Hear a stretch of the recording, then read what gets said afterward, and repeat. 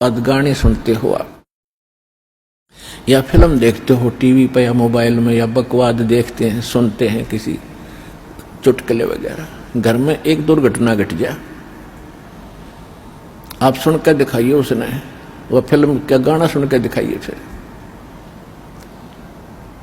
तो ऐसे गंदे लोक में हम ये गाने सुने और सुनाएं, गाने गाएं, यहां तो रोना पीटना है सबका। और इसमें भगवान की भक्ति साथ लेकर और इस मालिक की आरती दिन रात करो, भगवान की भजन दिन रात करो। ठीक है, कोई दुर्घटना घट भी जाता, मालिक की भजन नहीं छोड़े, आरती इसी तरह करता रहे, इसमें बिल्कुल बंद नहीं करे। क्योंकि दुख हल्का भगवान ही कर सकता है, उसको रोते रोते भी मालिक ने याद करे। तो कहने का भाव यह है कि इस गंदे लोक में हम भूल जाते हैं, किसी के घटना घट गई, हम एक औपचारिकता करने जाते हैं वहां पर।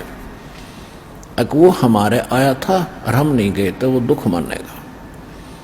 बस वहां थोड़ी सी देर बस पूछ लेते हैं कैसे हुआ, क्या हुआ, बहुत बुरा हुआ, बाहर आते फिर वो सैर सपट्टे अपने जो के तो रहते।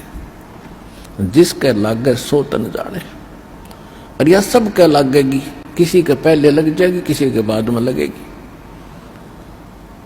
या तो कोई नहीं बचेगा इस मार से, काल के कोल्लू में सब पड़े हुए हैं। और एक दिन इसके पाठ के नीचे आपने आना पड़ेगा। परमात्मा कहते हैं चलती चक्की देख के और दिया कबीरा रो, और दो पाटन के बीच में साबत बचा ना कोई। चक्की के बीच में चक्की चल रही है पत्थर की, उसमें कणक डाली जा रही है। कहते दो पाटों के बीच में, इस काल और माया के बीच में आपको पीसा जा रहा है, इसमें साबित कोई नहीं बचेगा। फिर कहते हैं कि किले से लागा रहे ताका नाश न हो। हमने देखा कि हमारी माताएं हाथ से चक्की पीसा करती थी और उसमें एक किला होता था, किला बीच में एक ऐसे दोनों पाटों के बीच में सेंटर में पाट होते गोल गोल चक्कर पत्थर के,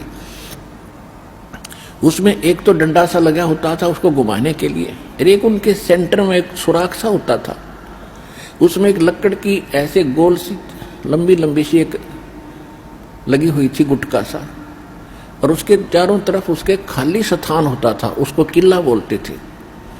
अब जो कणक उस किले में पड़ गई वह तो ज्यों की त्यों रहती थी, उस पर उन दोनों पाटों का असर नहीं होता था, और जो उन दो पाटों के बीच में आगे वह सारी पीस दी जाती थी। तो यहां परमात्मा कहते हैं किले से लागा रहे ताका नाश ना हो। तो हम परमेश्वर कबीर जी के साथ लगेंगे, ये किला है इस काल के चक्की के बीच में, और जो परमात्मा के संपर्क में इसके निकट आ गया फिर काल के इस पत्थर यानी दोनों पाटों से बच गया। तो जो परमेश्वर कबीर जी की शरण में आप आ गए तो आप उस काल के कोल्लू से, उस